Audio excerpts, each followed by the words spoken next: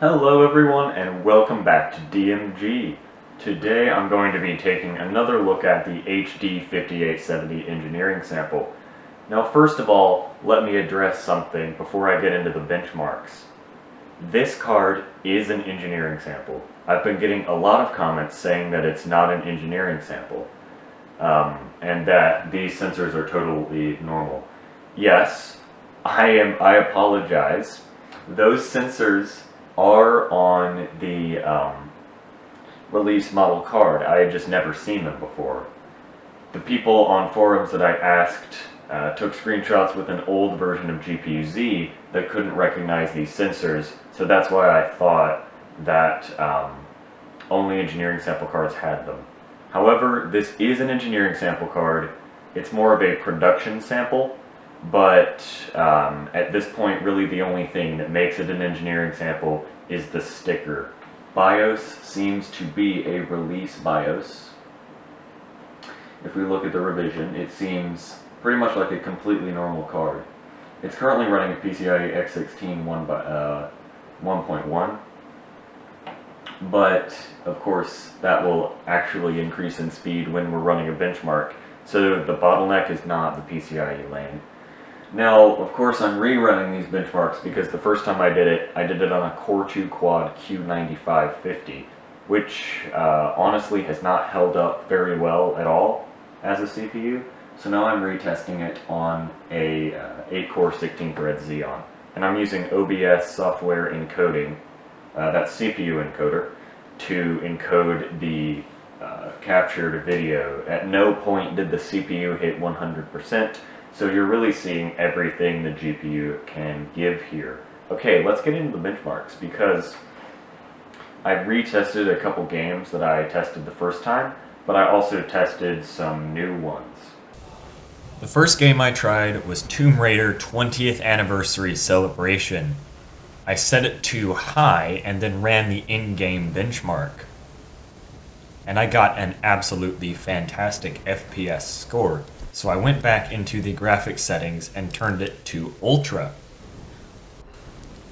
I then ran the benchmark again and surprisingly didn't get too significantly lower of a score. So this game runs very well on this GPU. Next, I tried Rise of the Tomb Raider from a few years later. Before launching the game, I set everything to the low preset in the graphics menu. Before running the benchmark, I tried walking around this village area for a little while. I got okay frame rates. I would call it just barely playable, but in combat scenes you'll want much more than this. There was a good bit of stuttering, which was especially visible in the second scene of the benchmark. This seemed like a memory issue, so I went and turned down some of the shadow and texture settings so it used less VRAM. Ran the benchmark again, and I got a slightly higher frame rate. It was a bit more playable this time, and the graphical quality was not too noticeably lower. It looked rather similar, although I still wouldn't recommend this game for this GPU. Or this GPU for this game, either way. Next I tried Shadow of the Tomb Raider. I was not thinking that it would work very well because of how much it lagged on the menu graphics. It was at like single-digit frame rate up to like 20 max in the menu, which did not bode well for the benchmark. I ran the benchmark and it was just a black screen the whole time, but the FPS values kept changing and the game didn't crash, and I could hear audio. So I knew that it wasn't a problem with the game, it was just a problem with the GPU running the game. It finished the benchmark and gave me FPS values, but those values don't matter if the game won't run properly. So this game is a complete 0 out of 10, unless you really want a just audio game experience. The next game I tested was Subnautica.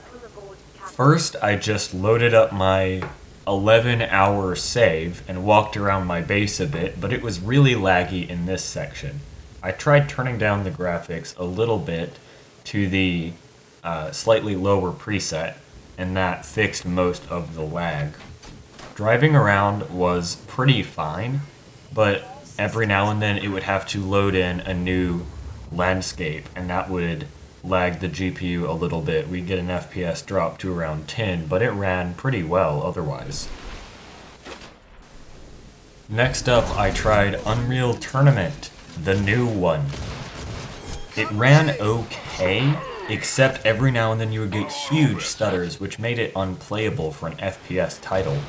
I turned everything to the lowest setting, but you were still getting those stutters occasionally. So the game overall isn't a very playable experience. I was able to completely max out Rocket League, and it run absolutely fine.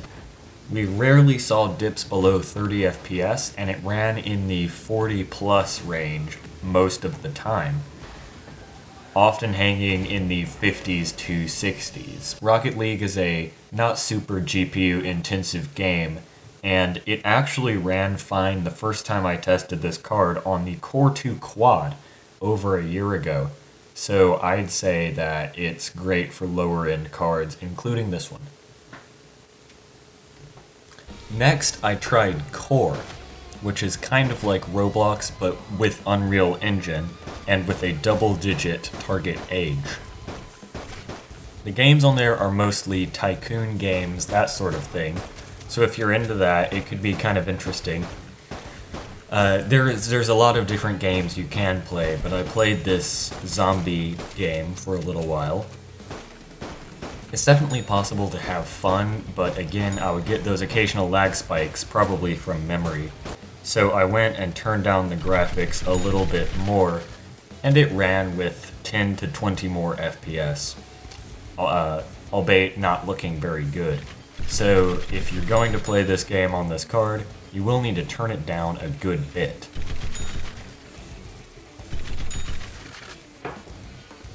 I turned Fortnite down to all the lowest graphics settings, but still DirectX 11, not their performance API. It didn't run too badly, and I actually managed to get 4 kills, although 2 of them were just by running over people in the car. So I don't know how good my aim actually is. Overall, I'd say it was okay, but definitely not an experience you would want if avoidable. Any modern APU would probably do better. Next up, I tried Bro Falls, pretty light DirectX 11 game. I was able to max it all the way out and get 30 to 40 FPS, which was very playable and rather enjoyable as well. You can definitely have fun in this game with this card. Next, I tried CSGO, which didn't run too well on the default settings of medium to high mix, which it defaults to on every graphics card from what I found. So I went and turned it down, every setting to its minimum value, and it ran with a very good frame rate, and was playable and fun. A bot on my team defused a bomb with 0.03 seconds to go. I don't know, I'm not like a CSGO player or anything, but that seems pretty damn impressive. Next, of course, I had to try Crossout. I did an actual battle, and it ran fine, but then I just drove around and harassed people in a free-for-all for about 30 minutes, and I didn't really see frame dips below 30 after a couple minutes of playing the game. Crossout does this weird thing where the first time you start it with an updated graphics driver or different GPU, it'll lag a lot, but then even out after you've been playing for a while. I'm not quite sure why it does this, it probably just has to load all of the shaders in or something. So after that first match, it started running really smoothly, around 50 FPS, and it defaulted to the Fair preset, which is the second lowest. This game does support render scale adjustment and AMD Fidelity FX Super Resolution. Although I did not test either of those today, I do believe you would be able to get a much better frame rate using either of those, with sacrificing a little bit of quality. Then I tested The Witcher 3. It ran awfully unless I turned everything to the lowest setting, but once I did, it actually didn't look too bad, and just riding around on my horse and fighting off whatever these guys are, idiots didn't even learn to walk, ran pretty well. It was actually my first time playing this game ever. I probably should have played it on a better graphics card before playing it on this one, so that I had at least a positive baseline of what to go off of. And finally, I tested Minecraft. What can I say? It's Minecraft. It's mainly CPU bound, although older and weaker GPUs can have a little bit of trouble with it. This one didn't seem to have too much trouble with it. Pretty much any frame rate above 10 FPS is playable in Minecraft. That is it for this video. That is all of the games that I tested. Now, I tested a couple of these games before in my original HD 5870 video. I do recommend you go watch that. However, do know that a bit of what I say about it being an engineering sample is incorrect. As I said earlier in the video, those sensors were also on retail model cards. But that's it for this video. Thank you everyone for watching. Do subscribe if you enjoyed, and see you next time.